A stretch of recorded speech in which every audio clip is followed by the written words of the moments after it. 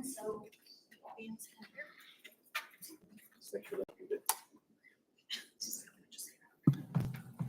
Are we live?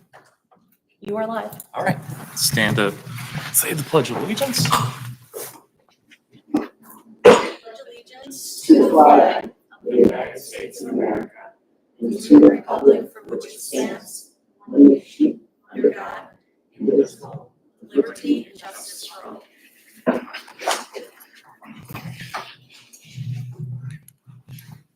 All right. Has everyone had a chance to review the minutes from our last meeting? Any comments, questions, edits, changes? Nope. Nope. All right. Need a motion to approve the minutes.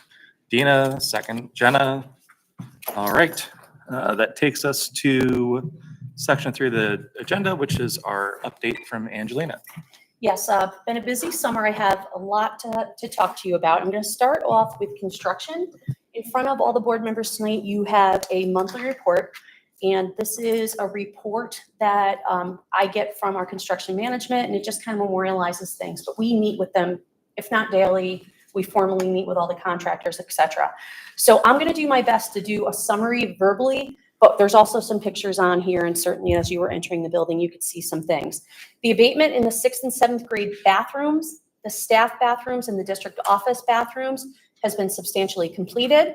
The construction, as you can see in the front of our building, of the new office has happened. They're starting to pour the sidewalks and the ramp and everything outside, and then inside they're actually constructing the new main office. And for those of you that are Tamarack graduates or have been around a long time, they're actually reverting back to where the offices were back, I think, in the 80s or something. Back in the 80s. And I think it'll make the flow much more sense when people enter the building. They'll engage with someone immediately, and then they'll be funneled either to the appropriate person in that particular office. And that's good because sometimes when people come, they're a little elevated, and it's really good not to have them traverse through the building. Our guidance counselors have relocated as well, so we've got some moving and shaking. That part of the office will be substantially done on the opening of school, not totally complete. So we're not sure, but it's really, it's going to be an inconvenience for Mrs. Norton and Miss Lanou. But basically, they're running around on roller skates for the first couple days of school anyway. And what's not going to be done about it is going to be the HVAC. So just the ductwork and that kind of thing. So that might be delayed by a little bit of time.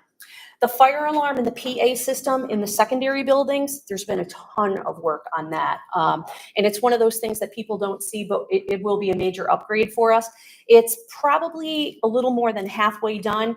We don't have any concerns that it'll be finished by the end of the summer. What has changed is that we're going to be waiting until next summer to do the elementary school. And the thinking for that is just a value added for resources.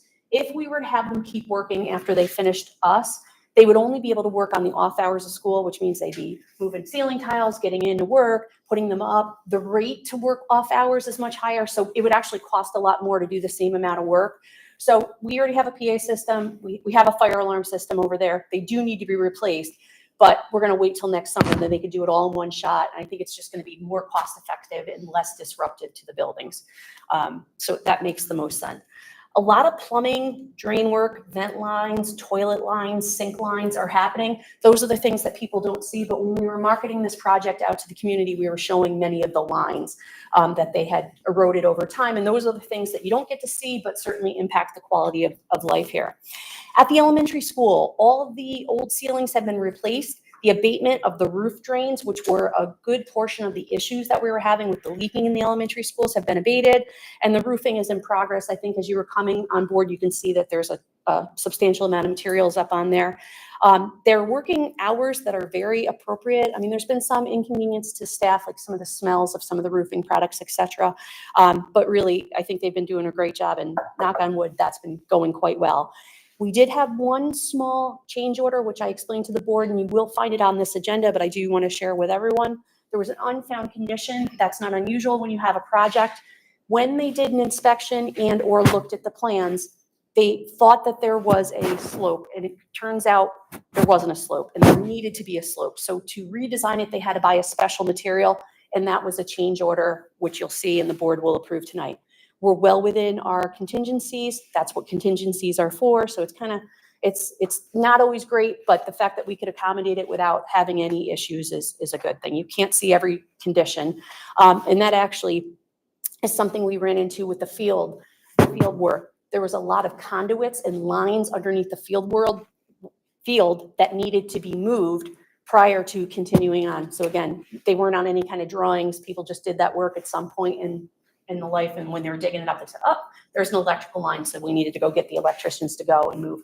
And those lines were for things like the stadium lights and for the scoreboard. So obviously things that were super important. So that brings me to the bus garage. There has been a new epoxy flooring system that's been installed. We're not thrilled with the way it looks. We've got the vendor out there taking a look as to whether or not they're going to replace it or give us a credit for that. So that's in progress. I believe the intention is for them to redo it and get it to be the quality that we want it to be.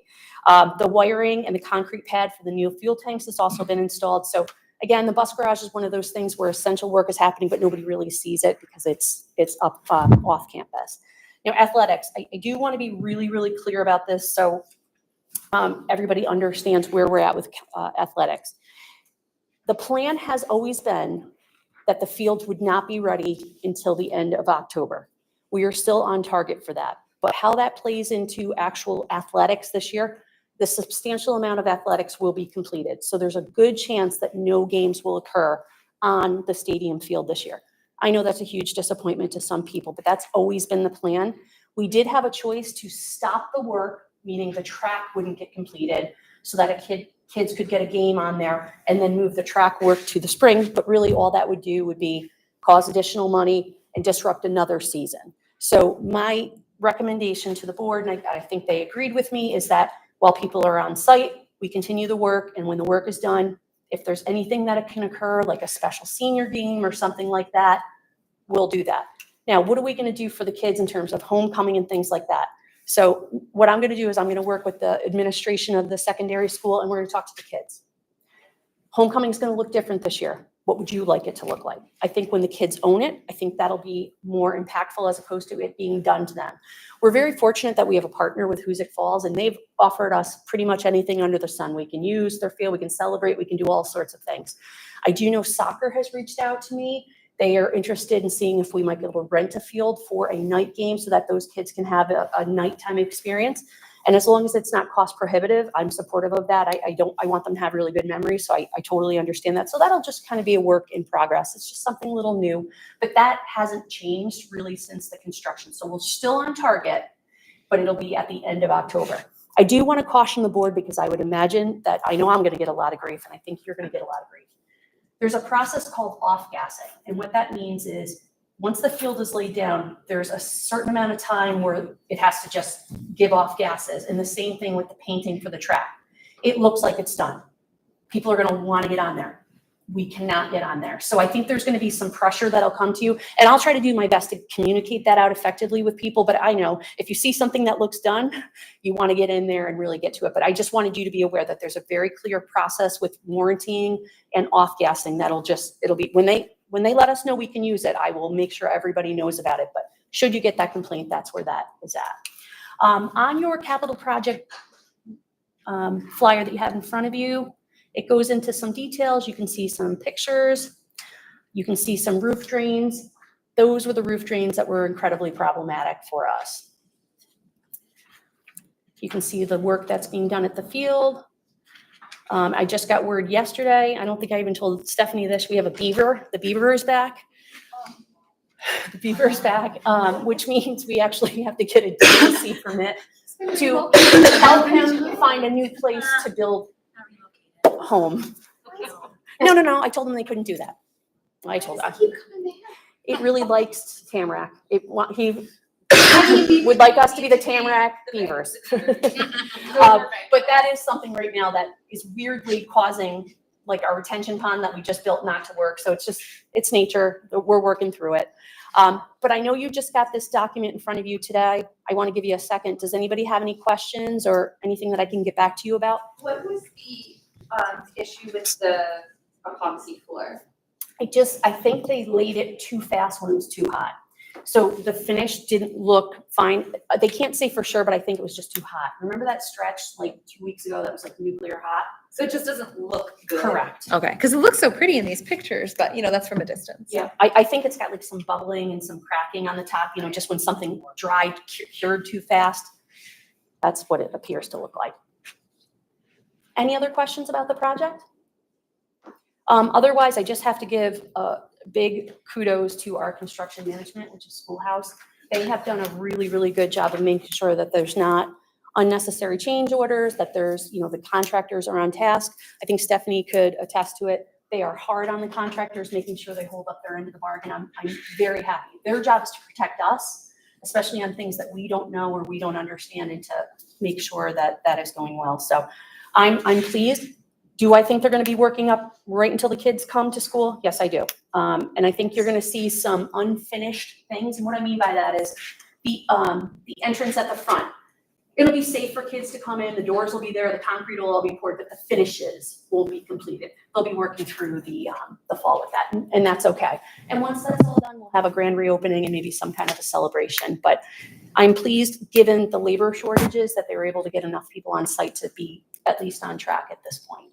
When we get close to the start of school, can we send out something to the parents just saying, hey, here's what to expect on the first day. This won't be finished yet. Absolutely. Okay, the field might look, Yep. more done, but we can't use until just as a reminder so they know what to expect when they get there. Absolutely. Any other questions on this? Okay. The next item that I have to inform you about is ESSA. Every year we have ESSA funds, which is our Title I, Title IIA, Title III, and Title IV grants. And that's money that comes from the federal government. It's basically the only federal funds that we get. Title I is the big one, and that's to help educate underserved population.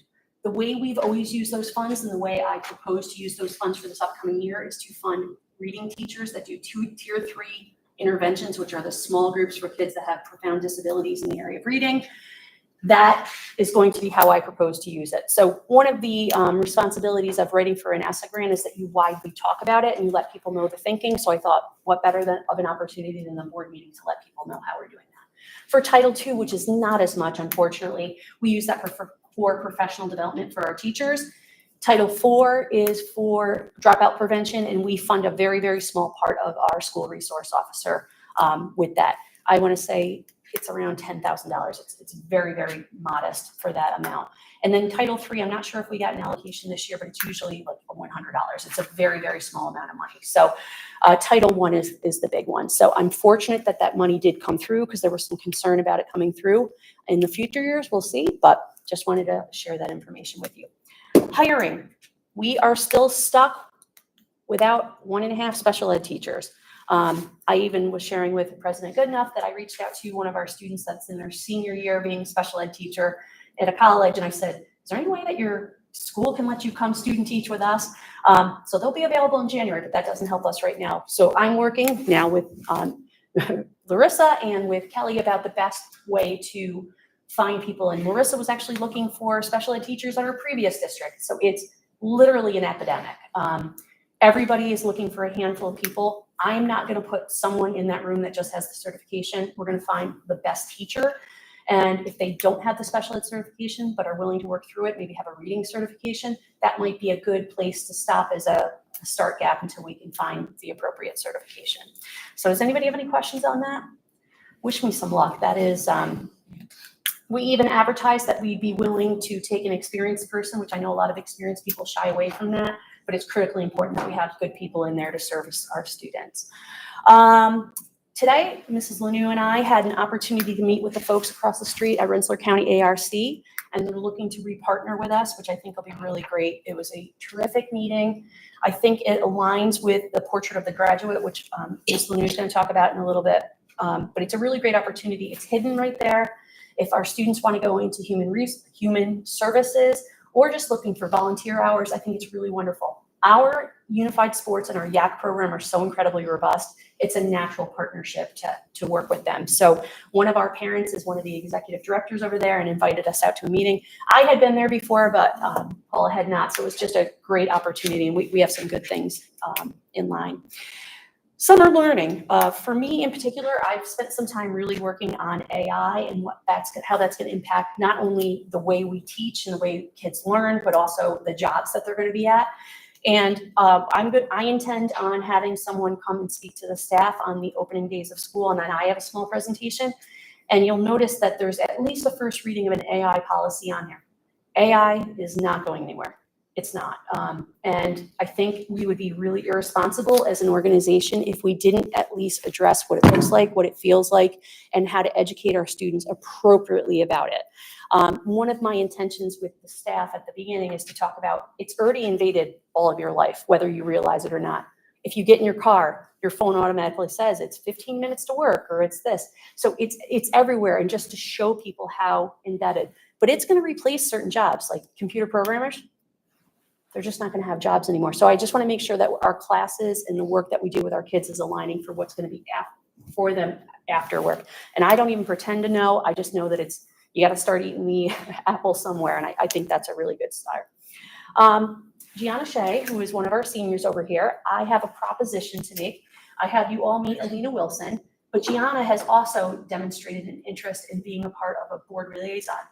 But Alina was already picked, so I'm wondering if we could adopt Gianna to be an alternate for Alina, should she not be able to be here. Last year, we had some times where we didn't have a student rep, and then because Gianna has demonstrated interest, I thought maybe we would do that. Does that sound good? Yeah. All right, great. And that is it for me, and I'm now going to turn it over. We're going to start right with our administrators. We're going to start with Paula. And Paula has a presentation for you today. So it's behind you if everybody wants to turn their chair. I can click it for you or you. It's up to you. I'll take care of it. Give me something to do with my hands while I'm up here. Okay.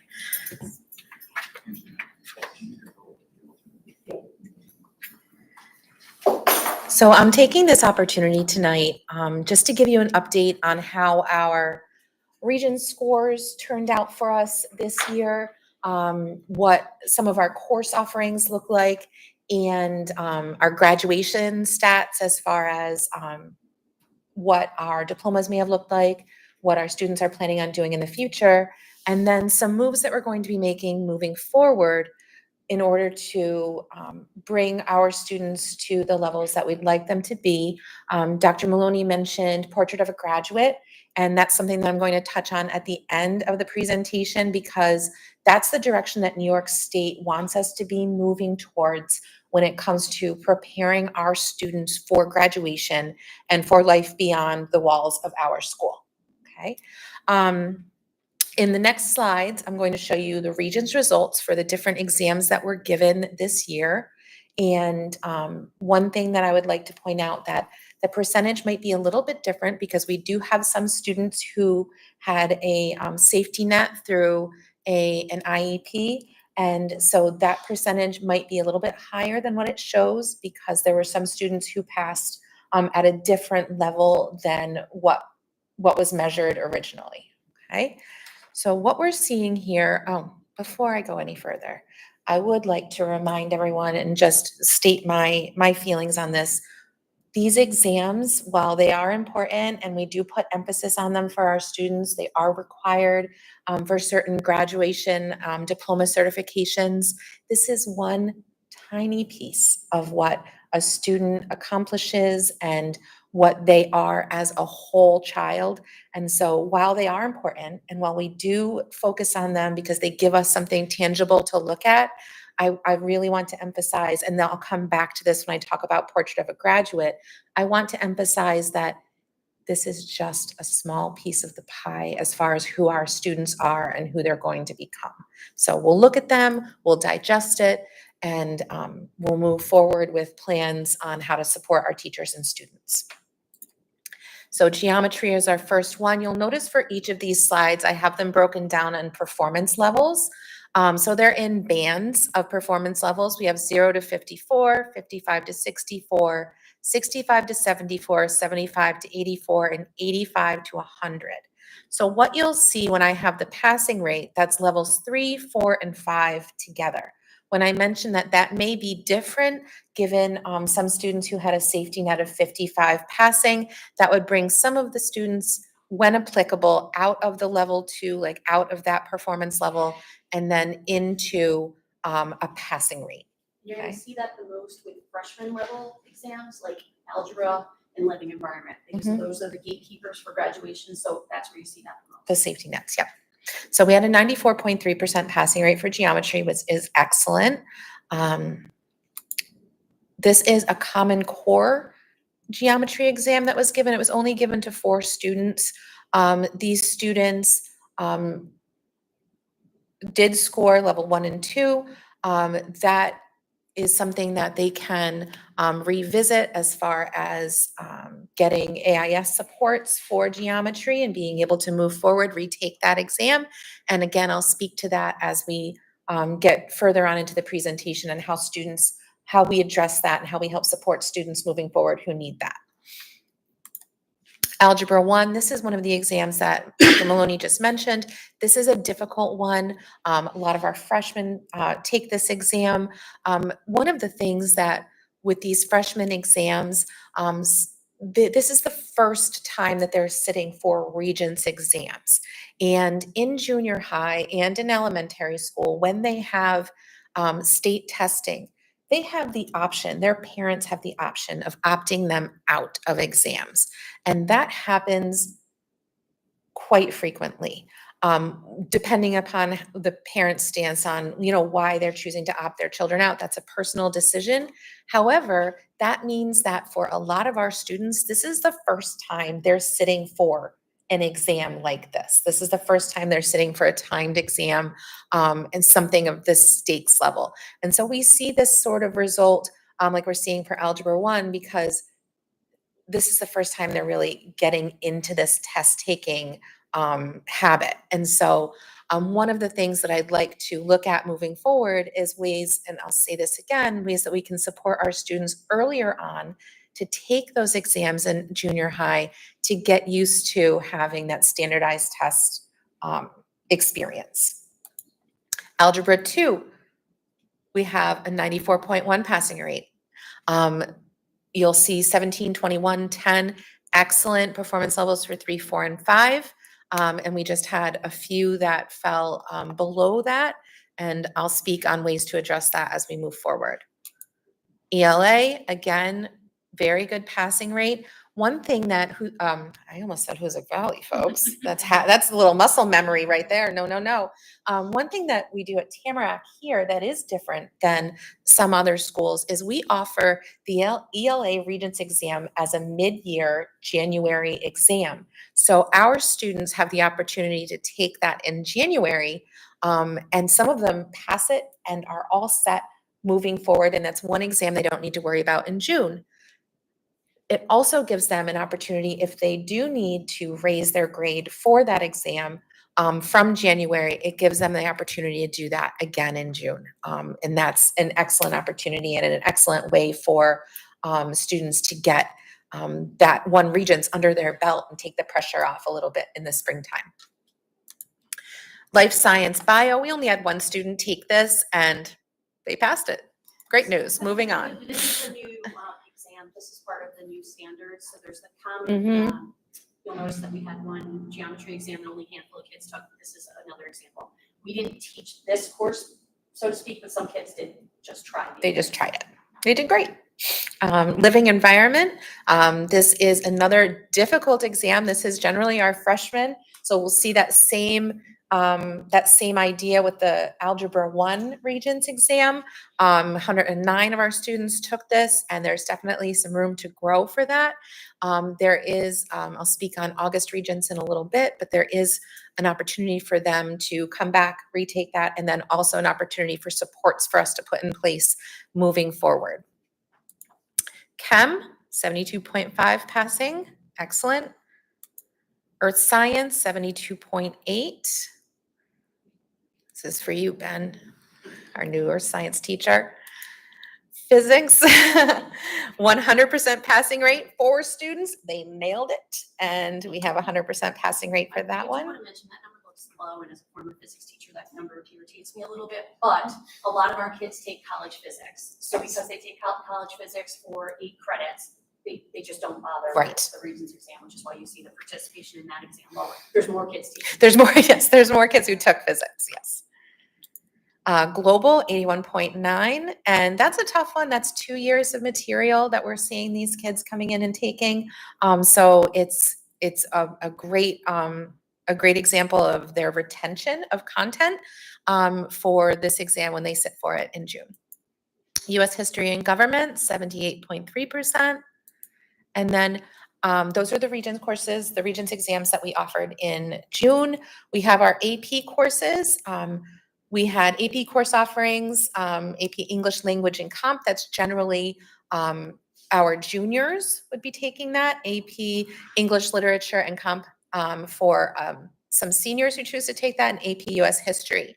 One thing that I'd like to point out, we have the same courses being offered this coming year, and in each one of the course offerings, those enrollment numbers have gone up. So that speaks very highly of the AP courses, the confidence that our counselors and our teachers are giving these kids to want to take these AP courses and push themselves in order to, challenge themselves in an AP course. So we see these coming up. And I will say that I was speaking with one of our counselors yesterday, and our AP English Language and Comp, I believe we had 40 students who wanted that course, and it worked for 25 in their schedules, but that was a sought after course. And so that speaks multitudes about the instructor and about the students who are wanting to push themselves and challenge themselves with that. I will just note, I'm not sure if you have this history, but we did used to have a decent amount of kids taking AP Environmental Science. The subscription's been a little bit lower the last couple of years, so we've decided to, and it's probably because we offer a lot more science electives than we did before, like advanced chemistry and some astronomy and things like that. Because of that, we're going to offer it every other year, so that kids can take it if they want to while they're in high school, but it doesn't dilute the population, so you can have a robust class. This upcoming year, we're not offering it. One of the options that we offer for our students is APEX, which is a virtual credit recovery option. This might be for students who maybe have taken a course a couple of times, haven't been successful in it, and they're able to do this as a way for them to pass the course and get that credit and be able to move on in their schedules, move on in their coursework. I had an update just before we came to the meeting on this, so I'll add that in here. We had 12 students register and enroll in 15 courses for summer 2025. 4 students I have on here have already completed their assigned courses.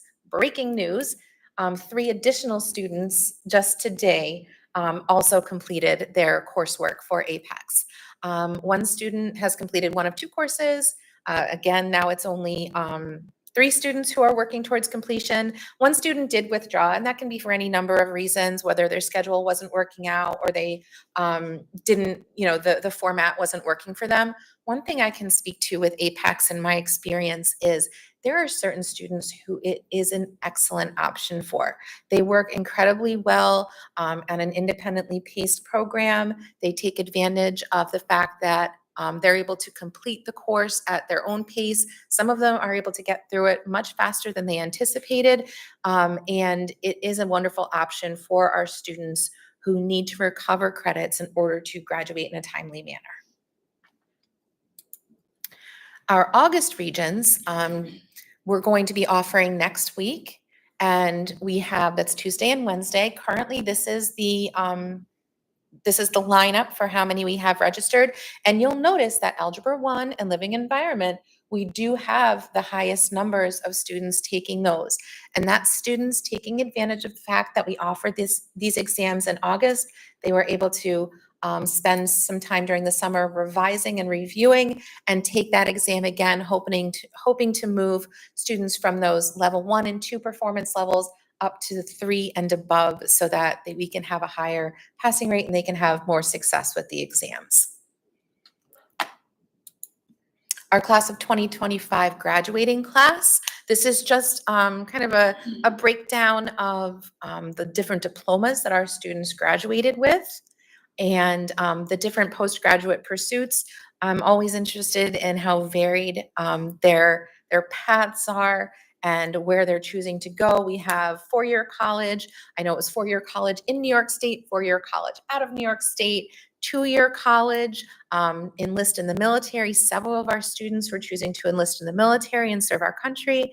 Some are choosing to seek employment. We see that often with our CTE program students who come, who graduate with the skills and the qualifications that they can go out into the workforce and do that right away. And so we'll see students who seek employment. And then there's the kids who haven't quite decided yet and who are making their decisions, as they have time to think about and reflect on what they want to do. We have one that got a van to drive across the country. There we go. Postgraduate. Who doesn't want to live that dream of going cross country and seeing the country? So I will also add with the employment piece, we're definitely seeing that number go up, but I will say that Questar BOCES has done a really good job of getting the kids employment before they finish their CTE Yes. programs, particularly in heavy equipment. Those kids are sought after halfway through their senior year and they're already lined up also with HVAC. I was, So go they have ahead. jobs. Yep. In the spring, I had the opportunity to go to the ribbon cutting at the new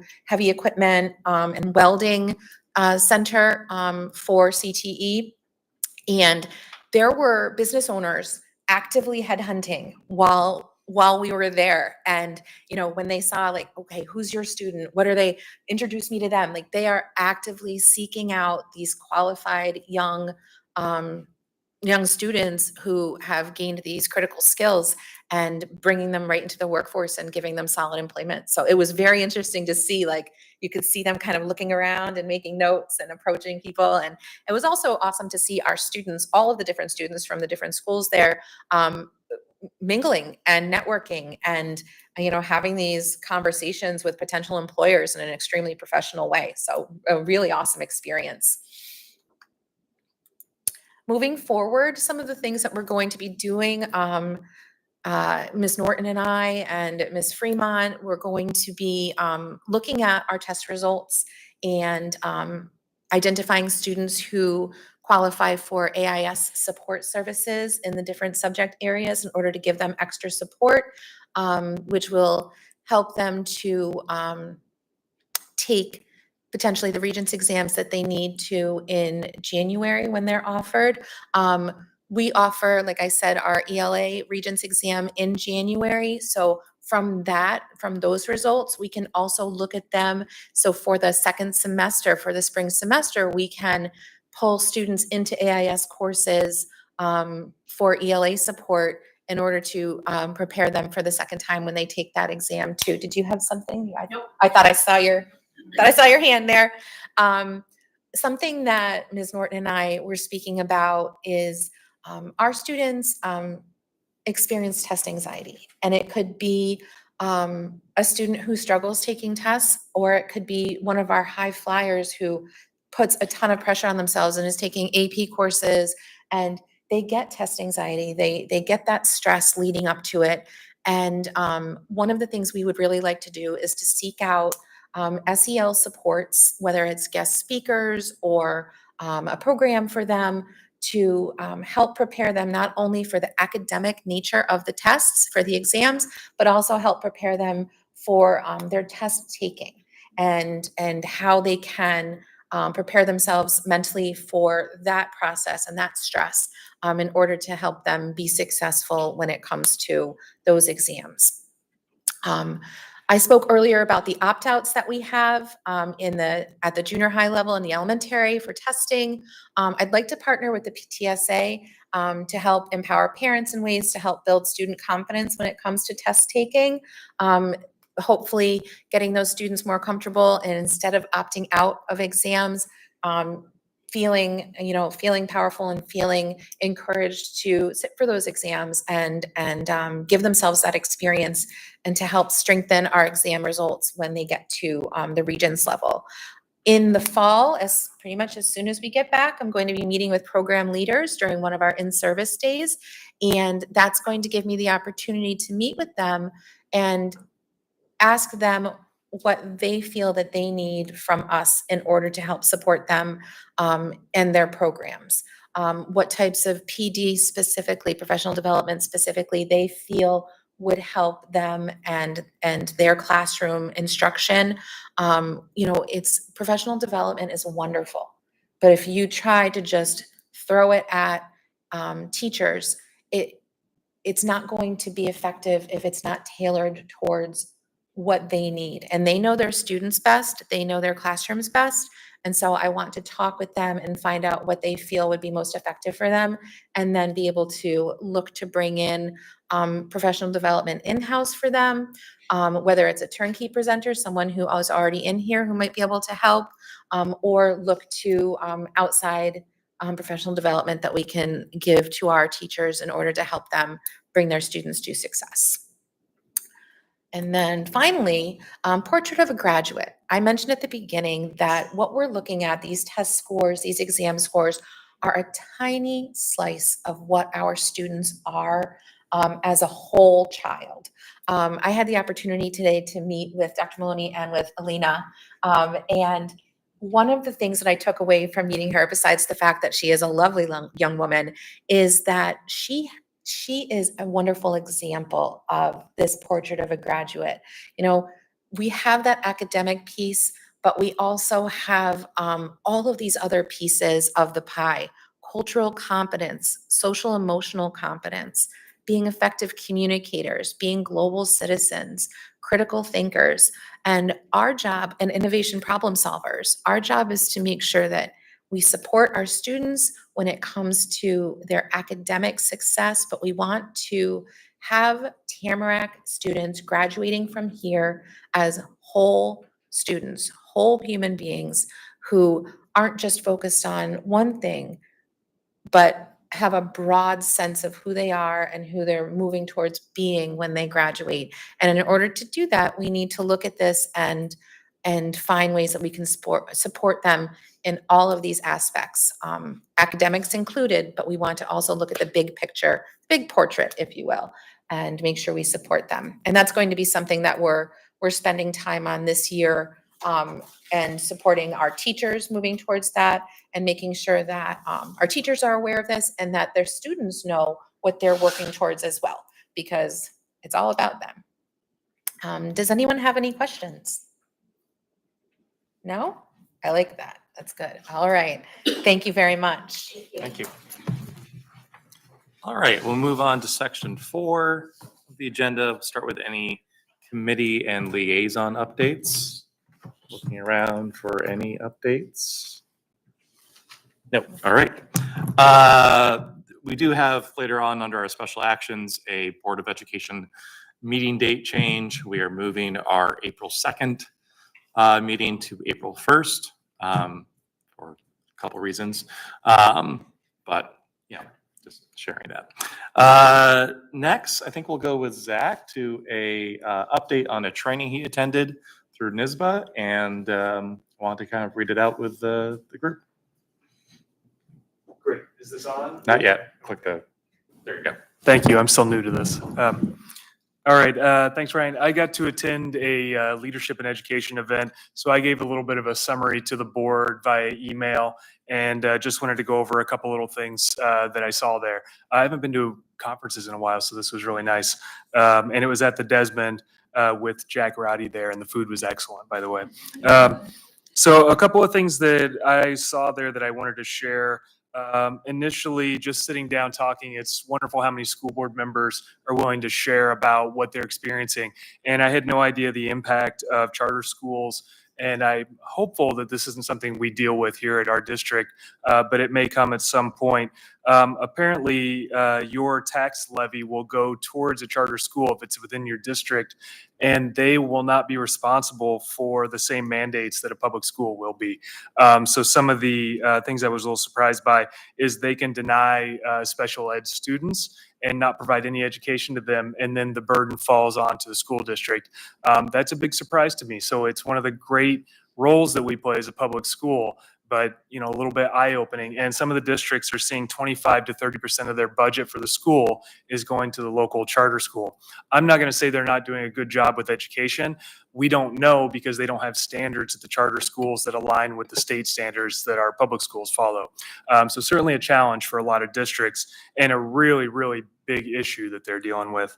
I Zach, did. I'll just, oh, geez. Yeah, please. Pardon me. I'll just add, we do have some kids that go to charter school, and I want to say it's approximately 14. It's an ebb and flow every year. However, the biggest expense besides their tuition, because we have to pay for it, is we actually have to have a separate bus run for it.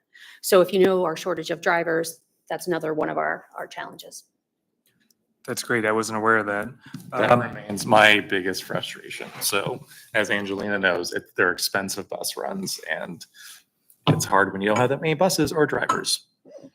And it's a state mandate, so there's really nothing we can do about it as far as I understand. Yeah, one of the things that's challenging, some people choose them for a myriad of different reasons. Sometimes it's to expose their children to a different demographic and more diversity.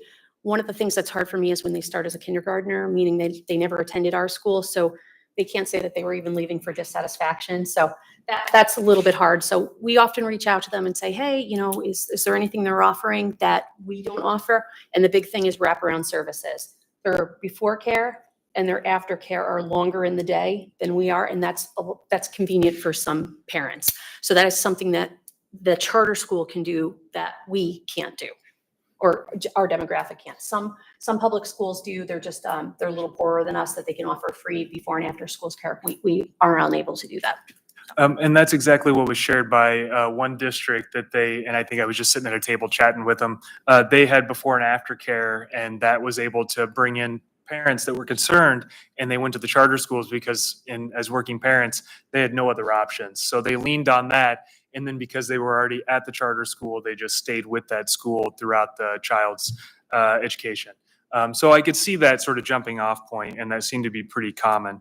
I attended a talk about media literacy that got into generative AI. So it's nice to hear that Dr. Maloney is addressing that for the district with a policy. And I think that's really important. Some of the things they got into, I think we're all seeing this with our kids, is the deep fakes, misinformation, disinformation. They showed a few pictures to ask us if the crowd could understand or knew which was real and which wasn't. I will say we all did very poorly, by the way. It's really impossible to tell. Context is everything, and learning about how to understand sources of information was critical to that. So our state does have a computer science digital fluency standard or set of standards. So I did look through that a little bit. I wasn't aware of that, so that was a nice thing to learn about out there. There is a lot of information through Project Look Sharp that's out there. So new information. There was a great panel discussion on student board representatives. This event was held at the Desmond. There were a lot of local schools there. There were some really wonderful districts represented. Ours, could be part of this too. There was one that had 5 student board representatives. They had one person who was the chair of all of them and would come to each meeting and give a report. But it was Schenectady, and they had, I'm trying to remember, 22 buildings maybe that they have to deal with among the whole district. So they really were trying to get feedback from across the district as part of that. And it seemed like a pretty great setup. The students actually showed up, the student board representatives, to talk, and they were all given airtime from the 3 districts that were represented. So that was pretty cool to see. I did see one thing about onboarding being a really great way to help student board representatives. And I was glad to get Angelina shared with me the policy that we have for the student board members. So that's really helpful. It is a state mandate this year. It just changed that all school boards have to have a student board representative. So another new piece of information there. So it was really well attended because of that. People were trying to figure out how to do that. Our district is very proactive. We've had this for some time now. So that's good to see that we're ahead of that. How long have we had the program? It's got to be at least 11 years, I think, at least. Yeah, we've had it. And as a matter of fact, I used to have districts call us and ask about it and what that would look like and that kind of thing. And a lot of people pushed back. They felt uncomfortable, but it's always been natural here. So it's worked. A couple other things, strategic planning, talk on that, which sounded very positive. There was a really animated superintendent from Long Island who had gotten a $193 million ballot measure, a capital project, which had never been done. It's the biggest in the state. And he shared how he did it in a blue collar community in Long Island, which I didn't know existed in Long Island. I learned all sorts of things. And he said that they have a really great communication pathway with their community, and that was a big part of it. He also said there were, like, I want to say, Facebook naysayers for their district, and they invited them all in to sit down and talk through their concerns, and left with a lot of really avid supporters. And I was surprised to hear that for a lot of reasons. But he said it really worked well. And they also, as a blue collar community, focus on the needs of the community, and like our district, have a lot of CTE, which I'm struggling to remember what that stands for, career technical education. So I think that's really wonderful and speaks a lot about us too. And I think looking at the community around you and the demographics and how they're changing was a big theme there, and trying to align the district's values with the values of your community is just crucial in keeping that. We passed our capital campaign, and I think that speaks to volumes to what we can do here. So that's good to see. I guess the last little thing that I thought was really cool was sitting with the town supervisor who was on a school board. He suggested that they had 5 or 4 towns within their district that they should do annual reassessments as opposed to sporadic, what he called them, reassessments. And that actually kept their school district budget a lot flatter and had less peaks and valleys in it. Assessments can go either way with property tax. This is out of my wheelhouse. I don't know a lot about it. You could have a new assessment where everybody's values come down or go up, depending on a lot of factors.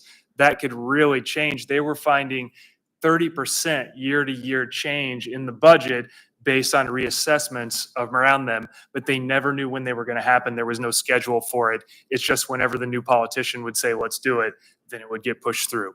I don't know if anybody knows when our assessments happen within our 4 towns. In my time here, I've never gotten any kind of schedule. I think it seems to be kind of whenever. But I will say this, it impacts the budget in that people get very, very nervous because in their town, they've noticed a big change in their own taxes, and that trickles over to schools because, as you know, schools are the only thing people can vote on. So if something's going on at their town or county or whatever, and they feel some type of way, this is their only voice. So that's where we see it most, because we do 5 towns we have. Okay. So that's it. Communication's a big takeaway. I heard a lot of people talk about that. And I think that's something our board has been talking a lot about. So it sounds like that's an issue for every district. But thank you guys for the opportunity for me to go and experience this. And thanks for letting me share. Great. That was very exhaustive, Zach. Thank you. And we do have a communications committee for that reason. We recognize the importance of good communication, both internally and externally. And I think we learned a lot last year with budget votes and everything else on what we need to do. Move on to the Sunshine Fund. This is just a request of my fellow board members. We are looking to take in donations for the Sunshine Fund. For those of you who may not be aware, we use the Sunshine Fund to pay for yearbook ads, Goodwill donations, a scholarship. I think a couple of years ago, we had a staff member who had a house fire. The board made a donation through the Sunshine Fund. So we'll work on that behind the scenes, but just want to make sure you're all aware that that ask is out there. You do have to decide how much you want everybody to give, and then I can communicate with everybody about how to collect it. What was the last one? 40 is sounding. Last year, yeah, or 50. Does 50 seem reasonable to everyone? Yeah. Okay, so Okay, I'll communicate with everybody about that. thank you. Next item up is, we did include the mission and vision statement in this meeting's agenda. Treating it as a first read, we are looking for input on that statement, any changes the community might like to see. We're giving it a look as well. So it is in the agenda. I do encourage you to look at it. If you have any questions or comments, please let us know. I'll look to our board for any comments thus far from your review of anything you'd want to add, change, edit? Nothing yet. All right. We should probably ask for maybe feedback. Yeah, as I say, we can, for the board, certainly, obviously communicate through the board email address. But again, I would also call that out for the community. So maybe we could even put out something there. Sure. All right, we will bring that back to our next meeting with any changes and kind of vote in our updated, if it's updated, mission and vision statement. Alina, is your opportunity for any updates on how things are going? Anything you'd like to share? I guess I'm excited for how the front's gonna look, honestly. We are too. Do you want to tell the board a little bit about yourself? What things you're interested in, the things that you do at Tamara? As of late, I've been really interested in Questar, which I'm starting in the senior year. I'm gonna be a nurse, and it's gonna be fun. So Alina's doing the senior year CNA program, so when she leaves Questar, she will have a complete certificate and be able to work, and then she can make a decision whether she wants to continue on with her bachelor's for nursing or go in a different direction. She also has an affinity for world languages too, so she's pretty good. I was excited to hear about how people this year had left are already getting jobs and stuff. It's very true. Times have changed. It's very interesting. It's good to see people get that. Yeah, I think we really applaud this district for the work, Angelina has done to bring in more of a focus on the trades, more of a focus on kind of unconventional paths that do get people jobs, and they're really high paying. I do have to give a shout out to our school counselors that have done a really nice job of like supporting a trades fair and just exposing kids to things that they may not ordinarily know. They may ultimately end up going to college or to work, but just at least that exposure is critically important. You don't know what you don't know. So I think that's a big piece. And I'm really excited that Alina's being able to take advantage of the really good CTE programs. That's a big investment that the district makes. I think you saw last year, it was, I think, $500,000. And, that's a big chunk of change, but I think the value added is the kids are leaving with really marketable skills that are important and they're happy about, which is good. Thank you. Yeah, and please, every board meeting we have, anything you'd like to share with us in terms of how things are going in the school would be great. All right, that brings us to section 5, 5.1 through 5.9. We're also going to include the previously discussed addition of a Yep, Gianna Shea is her name, GIANNA SHEA, to be an alternate board rep. Great. That'd be a nice solution. It's hard to always make these, so it's nice to, and get different viewpoints too. All right, so I do need a motion to put items 5.1 through 5.9 up for action. Danielle, Jenna, thank you. Let me look this way next time. Any comments? Sure. I just want to mention a couple things. Every year, we are required to update and have the board approve our building level emergency programs. That's not something that we just make up. We work with Questar Health and Safety to make sure that our buildings are compliant and that we're doing all the things that we need to. So you'll see that on there. You'll also see that there's some changes to the student athletic handbook, the elementary handbook, and the secondary handbook. The elementary handbook is substantially the same. There's no major changes there. We did have some changes to the student athletic handbook. We had a situation last year that required us to look at the handbook a little bit, and as we were working with our school council, they found that some of the things in there were a little antiquated and dated, so they made some adjustments for us. So we're readopting those just to be a little more contemporary. And then Ms. Norton and Ms. Lanoux worked on some of the changes, and they actually took some feedback from Mr. Rizzo from last year that he left for Ms. Lanoux. Do you want to just talk about some of the changes that are on secondary? There weren't any broad sweeping changes content-wise. What Ms. Norton and I did discuss and we did implement was we took the middle school handbook and the high school handbook and we merged them into one handbook. We felt like that made a lot of sense, especially for families that have children in the junior high and in high school. A lot of it was the same. There are, obviously, we kept specific things in there for our middle school kids and our high schoolers. But we thought also, in addition to it being easier for our parents, it's helpful for students to know, okay, I might be in 7th grade now, but when I'm in high school, I'm going to have, you know, these opportunities or, you know, these things that I'm going to be doing, and they can kind of look ahead and realize that like, oh, I need that many credits to graduate, or, you know, how things are going to work for them as they grow older. So we made that change. So now it's just 6 through 12 handbook, which is good. There was an update to our cell phone policy, so that was updated in there. And there were some minor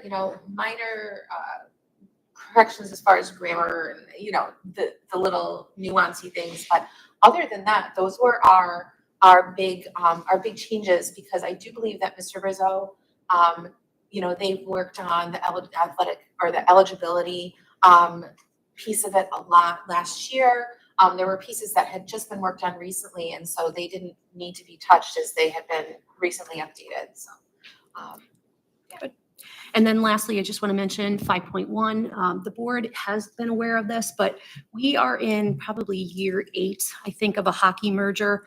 And over the time, the participation has ebbed and flowed, and we're in definitely an ebb now. I believe for this upcoming year, we only have 1 student participating in it.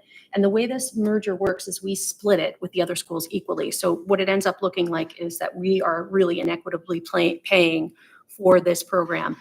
One, I'm not sure if we're going to have anybody that's coming up behind this young man. So we're getting the word out just to make sure people know that there's a chance that we won't be doing hockey next year. We've always done this based on subscription, and I don't know that there's anybody in the hopper right now, but I just want that to be widely publicized. Mr. Minor knows about that, just to get the word out so that there's not an expectation. The student that is in the program right now is a senior. So once he's gone, I don't know that anybody else is coming through. Hockey is definitely, it's been a great opportunity for us to be with some of the bigger schools so that our kids have had that opportunity, but it's definitely one of the more costly sports for sure. All right, so I do need a motion to approve items 5.1 through 5.9, inclusive of the alternate board liaison position, as well as the Board of Education meeting date change we discussed earlier. So there we go. John, Zach, thank you. All right, moving on to section 6. We have a number of actions to take in regards to special education. Can I get a motion to put those up for discussion? Thank you, Danielle, Jenna. Any discussion? I just want to thank all the faculty and staff that have stepped up to really help shepherd us through this time where we've been without a director. And I do want to give a special thanks to the secretary for the department, Laura Perfetti, who has done a really great job of just trying to keep the ship moving along. I am so incredibly thankful that you're coming and you're starting. We've already given her some work, so she's kind of picking up the piece. She's currently finishing out her position right now, but she's also starting to transition to Tamarack as well. So I'm glad, for sure. And for those of you who look at the agenda, yes, it's just numbers. We don't know any details, so generally, this is just a pretty easy action for us to take. So can I get a motion to approve? Danielle, and they switch it up, Zach. All right, that passes. All right, so move on to section 7. We have a number of policy items. This can be an action that we take. We can also discuss them a little bit in advance. I think at first I'd like to just have a motion to open up section 7 for discussion. Danielle, John,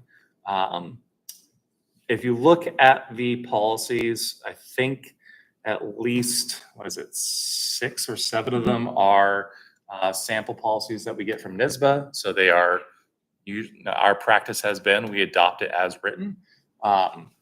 I would like to make a suggestion. I think we can do this, that we have a motion to approve the standard ones and treat the AI policy as a first read.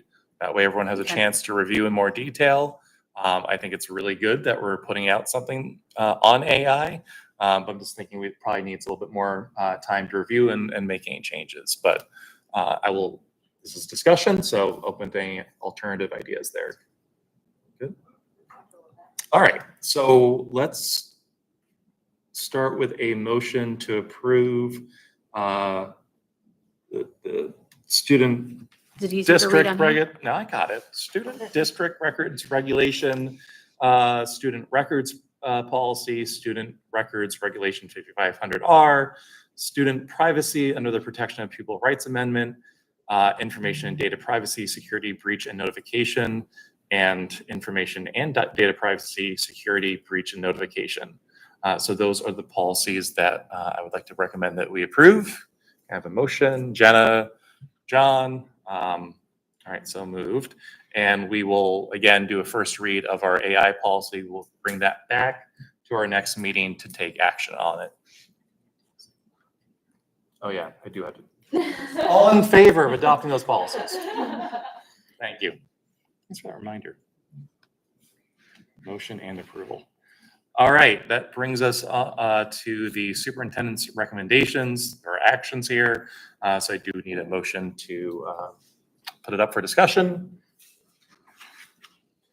Dina, Jenna, ignoring you this time. She's fast. She's got that hand up every time. Angelina, any discussion here? Yeah, there's a lot that is on here. A couple ones that I want to notate. I'd like to formally welcome Larissa Fremont to the position of Director of Special Education. And I'd also like to invite or welcome you all to Mr. Ben Welly, who's going to be joining us for Earth Science. And we're incredibly excited. Ben chose our district, and Earth Science teachers are like unicorns in the wild. So we're really excited that he's joining us, and welcome to you both. Also, just some other things of thanks. You'll notice that Miles Goss is on here for a special assignment. He was able to run some CPSE meetings this summer that I did not have the expertise to do, so that we would stay compliant and not out of regulation. And he was willing to come out of retirement to take care of that for us, which I very much appreciate. And more importantly, he was always there for some advice and just regulatory, answering my questions as I navigated our time without a director. You'll also see that there is some E&L, some occupational therapists. Those are annual appointments that we do every single year. But you'll also see that there's several teachers that are doing extra work over the summer. And I very much appreciate that, because the work doesn't stop even though schools aren't in session. So thank you to everybody that's doing summer work. Any other discussion, comments, questions? When we vote, Ryan, I need to abstain from 8.4 because Angelica has hours. And I also want to take an opportunity to thank Ben for being here. It's very meaningful for me as somebody who used to be a teacher and now as a board member to see you come to the board meeting for your appointment. And it's just very meaningful. And thank you for your investment in our district, and thank you for being here with us. Well said. All right. So noted that John is abstaining from voting on 8.4. Do need a motion to approve items 8.1 through 8.18. Dina, Jenna, all in favor? All right, thank you. Brings us to section 9, superintendent's recommendations regarding business and finance. Sections 9.1 through 9.9. Need a motion to put up for discussion. I'm not looking at you, Zach, Dina. All right. We'll just draw the board's attention. 9.1 for Zach and John. These are the financial reports that Stephanie puts together that we always have lots of questions about, especially during budget season. But as we try to get our budget season started earlier this year, definitely if there's any questions that you have, any guidance that you might need on those reports, I'm sure Stephanie would be more than happy to walk you through any of that. Angelina, anything you want to discuss? Just a couple of things to your notation. We're sticking with the same legal counsel that we've had. That's the retainer. Most of the things that we deal with Honeywell Law fall within that retainer. Sometimes if there happened to be a lawsuit or something else, that we'd have to go outside of that, but this is just for their legal services for the year. Another thing I want to note to you is 9.5 is the tax warrant. And in my news and notes, I tried to explain what that tax warrant is. It is critically important that the board members that are present today voting on the tax warrant sign off on that tax warrant. So make sure you don't sneak out of here and you sign off on that. The other thing is 9.7, which is the change order for the roof, which I've already explained. And the school resource contract, 9.8, I know that was a huge area of concern and urgency throughout the budget process. In the previous years, we've had a 3-year contract. We did have a 1-year contract because we just don't know the stability of the budget, but I do want to point that out to people that that'll be something. One last thing is 9.9. That's a contract that we have for Wine and Skill. Wine and Skill is very fortunate to be a partner with us. They send some students to us. We send a student to them. But one thing that I do want to put on the board's radar is that there is very serious discussions of Wine and Skill merging with Troy City School District. And actually, it'll be, Troy will just take them over. It's not actually a real merger. They've done some studies. It's been talked about for years, but they're getting pretty serious with it at this point. And I share this with you because of the number of students they send to us. I'm confident that that would not be an option for us anymore. And that's a source of revenue for us. And it's actually really enhanced and enriched our environment. It's not going to happen this school year. I don't know the timeline, but it could happen. It could happen potentially next year. There's a lot of conversations that need to happen, but Troy can annex them. There's some serious I series assume of things that's not an option for Brunswick. to annex Wine and Skill. Yeah. No, No. Just asking. I would have already conquered them. I figured. Just in one comment on that 1-year contract with the SRO, that was a negotiation that we had to work through. I would say based on my conversation, it's not something that we can expect. So as we head into budget season, if we want an SRO, we're going to put on a 3-year contract, which means we've got to prove it every year. So just putting it on everyone's radar that I do think that is an exception with the 1-year contract. All right, so I do need a motion to approve 9.1 through 9.9. Who have I covered? Zach and Danielle. She's always eager. All in favor? All right, that's approved. Brings us to section 10, public comment. Just since this is our kind of first full board meeting of the year, not our reorg meeting, just want to remind folks around our policies for public comment. Putting up here. So you do need to sign in with our clerk, Maureen.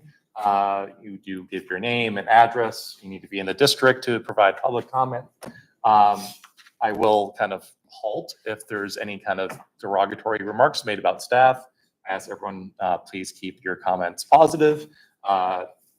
Again, just not disparaging others. We may not respond. I know as a community member sometimes before I would look at the board and I would look at Dina and say, why is she sitting so stone-faced? We do generally try to kind of review things as a board and not, kind of on the spot react to a comment. That way we get everyone's viewpoints. So just sharing that with you all. There is a time limit of 3 minutes. We will try to adhere to that. I'll try to keep time of how long those are going. And again, generally when one person has kind of made the point, we try to avoid multiple mentions of the same point. That doesn't usually happen too much, but Maureen, after all that, do we have anyone signed up? I think I was like, I'm sure. I looked over her face. She's like, we got no one. All right. But I do need a motion for agenda item 9.5 for the tax warrant. Yes. I need 2 board members. I just need the motion. Do you want me to read it out loud, or Ryan to read it out loud, or do we not need that? No. I just needed the. So motion made by. All right. So for section 9.5, this is the tax warrant. I do need a motion made by. All right. Perfect. Seconded. Good. We're all set. Everything else got approvals? Everything's approved. I just need signatures at the end. Okay. Anything else? All right. Need a motion to adjourn? Ben and Larissa, don't leave. I want to get your picture before you go. Anything else? No, I wish everybody, a great rest of their summer. I'm sure there'll be a lot of moving and shaking. And as President Goodenough mentioned, I'll have a construction update that I'll put out to people as we get closer. I actually have to wait till we get closer to see how far we've gotten, but I'll get that out. All right. Motion I saw. Danielle, Jenna, 809. Thank you for coming. Please encourage others to join. Can I steal you for a signature? Yep. As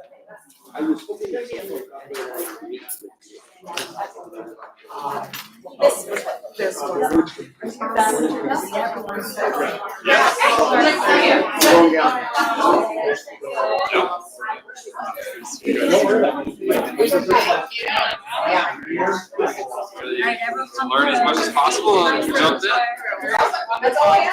Yeah. He's suicide. He's leaving. Can?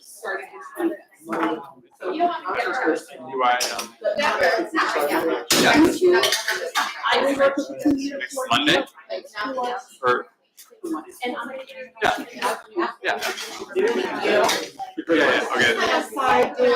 That's great. Yeah, I was worried about that. I brought a carload of stuff here. Not now, but like, no. I know, I am so sorry I signed you up for it. It's Just put it in the apartment. Like, I had the car loaded, but it's okay. Sorry. Yeah, I didn't want to keep my gambling bet on it. I was gonna do this thing. Oh, of course.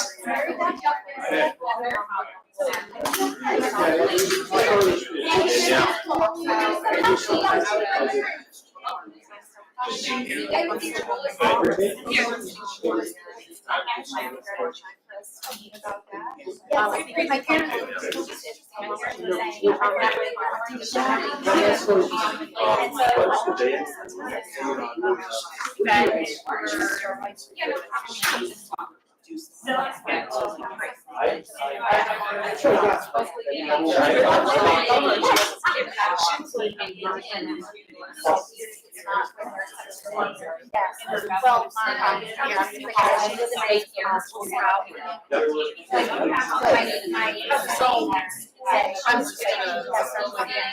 So then I'm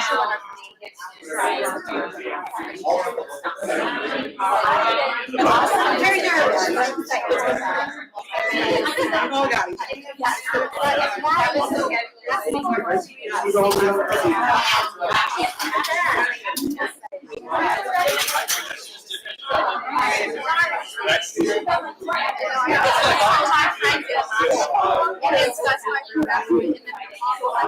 It's correct. I guess I'm really happy. It's really cool. You know, unfortunately, 10 years ago, no one was supposed to do this job. You know,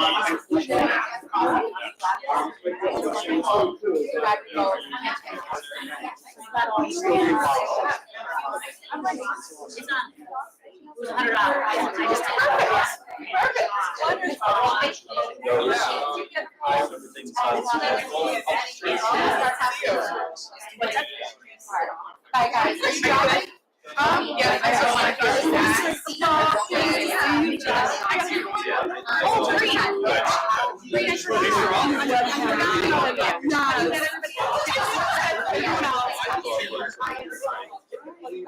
and, you know, unfortunately, you know, 10 years ago, 11 years ago, and then still not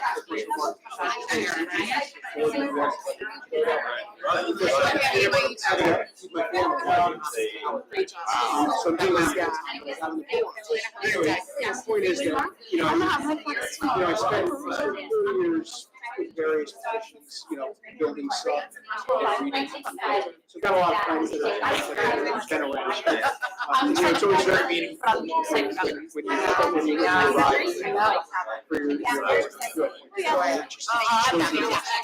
and it's just really happy to see you. Congratulations again, we're really happy to have you.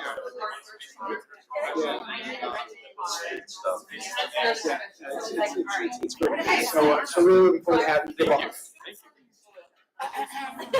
Dr. Maloney. Oh. Don't you see that?